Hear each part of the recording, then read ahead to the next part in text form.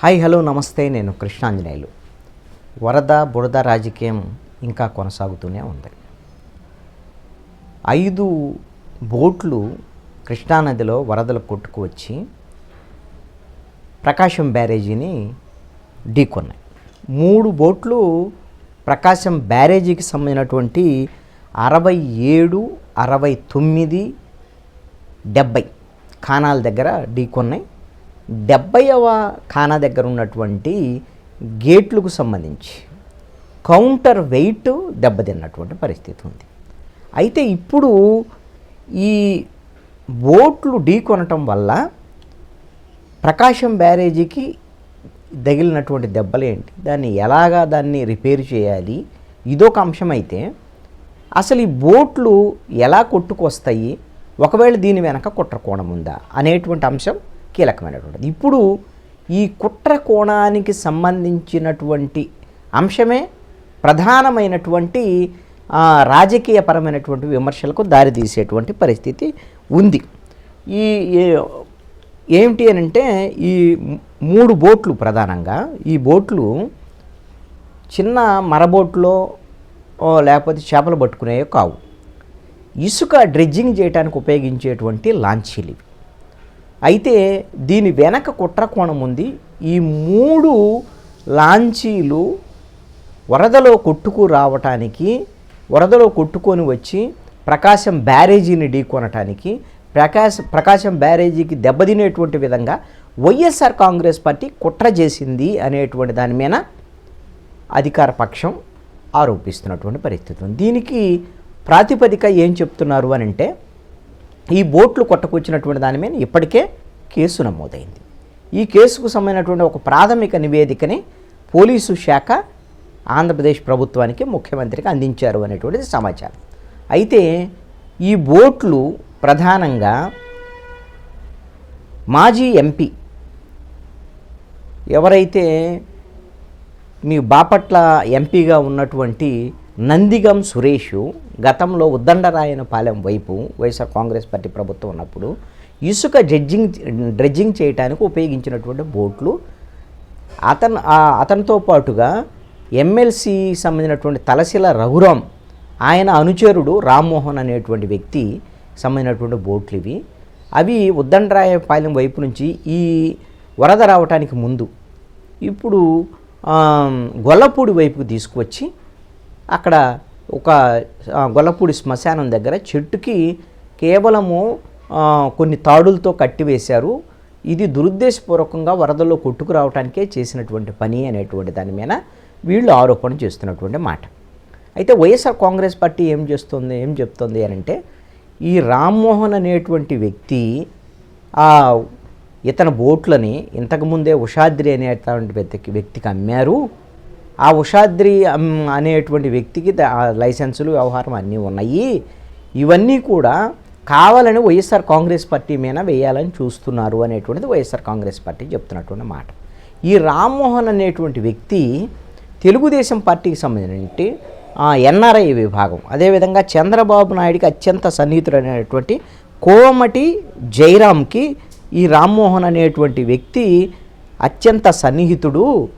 అసలు రామ్మోహన్ అనేటువంటి వ్యక్తికి వైఎస్ఆర్ కాంగ్రెస్ పార్టీతోనే సంబంధం లేదు, ఉషాద్రి అనేటువంటి వ్యక్తికి అసలు సంబంధమే లేదు పార్టీకి.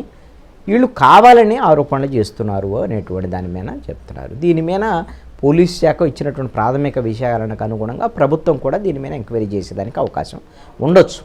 అయితే ఈ లాంచీలు ఇసుక డ్రెడ్జింగ్ ఉపయోగించి ఆ ఇసుకని ఒడ్డుకు తరలించేటువంటి లాంచీలకు సంబంధించినటువంటి విషయంలో వాస్తవంగా ఏం చేస్తారు అని అంటే, వరద లేనటువంటి సమయంలో మామూలుగా లంగర్ వేసి ఉంచుతారు. ఆ లంగర్ వేసి ఉంచేటువంటి సమయంలో ఒకవేళ వరద వచ్చిందనుకోండి, ఆ లంగర్తో ఉంచారనుకోండి, లంగర్ పీక్కొని వెన్న వెళ్ళిపోయిద్ది. లేదు అంటే లంగర్ను పట్టుకొని గట్టిగా లాంచీ ఉంటే లాంచీ మునిగిపోయేదానికి అవకాశం ఉంటుంది అక్కడే. అందుకని ఏం చేస్తారంటే, కొంచెం లూజుగా తాడులతో కొంచెం ఒడ్డుకు దగ్గరగా చెట్లకు కట్టివేస్తారు. ఎందుకు? ఆ విధంగా వరద వచ్చిందనుకోండి, వరద వచ్చినప్పుడు ఆ లాంచీ పైకి లెగుస్తుంది, అంతే తప్ప తెగిపోయేటువంటి అవకాశాలు తక్కువే ఉంటాయి. మరీ తీవ్రమైనటువంటి వరద కృష్ణాకి రావటం వల్ల ఆ వరద ఉధృతి పెరగటము, ఇవన్నీ ఆ తాడులు కూడా మరి తెగిపోయినటువంటి పరిస్థితులు ఉన్నాయి. దీని వెనకాల కుట్రకోణం ఉంటుందని మరి అనుకోవాల్సినటువంటి అవసరం లేదు. కానీ రెండు ప్రధానమైనటువంటి రాజకీయ పార్టీలు, అంటే అధికారంలో ఉన్న తెలుగుదేశం, జనసేన, బీజేపీ కూటమి, ఇటు ప్రతిపక్షంలో ఉన్న వైఎస్ఆర్ కాంగ్రెస్ పార్టీ రెండు కూడా ఈ బోట్లకు సంబంధించినటువంటి రాజకీయం మీద ప్రధానమైనటువంటి అంశంగా చర్చ జరుపుతున్నాయి. వాస్తవంగా ఇవన్నీ బోట్లు తీసుకొచ్చి ప్రకాశం బ్యారేజీని ఢీకొట్టి ప్రకాశం బ్యారేజీకి దెబ్బ తగిలి వరదంతా ఇది వెళ్ళిపోయేటువంటి పరిస్థితి ఉంటుంది. ఒకవేళ అలాంటి ప్రమాదం చేయటం వల్ల ఎవరికి లాభం? దానివల్ల లాభం ఎవరికి ఉండదు కదా. ఒకవేళ తెలుగుదేశం వాళ్ళు ఆరోపణ చేస్తున్నట్టుగా ఈ విధమైనటువంటి బోట్ల రాజకీయం గతంలో కూడా ఒకసారి జరిగింది. ఇట్లా బోట్లను వదిలి ప్రకాశం బ్యారేజీ దగ్గర వరద నీరు కిందికి వెళ్లకుండా గేట్లకు అడ్డం పడేటట్టు చేసి చంద్రబాబు నాయుడిని ఇంటిని ముంచేయడానికి ప్రయత్నం చేస్తున్నారు అనేటువంటిది తెలుగుదేశం ప్రతిపక్షంలో ఉన్నప్పుడు చేసినటువంటి ఆరోపణ. ఇప్పుడు వైఎస్ఆర్ కాంగ్రెస్ పార్టీ ప్రతిపక్షంలో ఉంది. ఇప్పుడు ఆ 3 బోట్లు వచ్చి తగలటం వల్ల చంద్రబాబు నాయుడు ఇల్లు ముంచడానికే వైసీపీ వాళ్ళు వదిలేరు అనేటువంటిది ఇప్పుడు కూడా తెలుగుదేశం పార్టీ అదే రకమైనటువంటి ఆరోపణ చేస్తుంది. మొదట్లోనే చంద్రబాబు నాయుడు ఇంటికి సంబంధించినటువంటి ఎక్కువ ఆరోపణ చేశారు.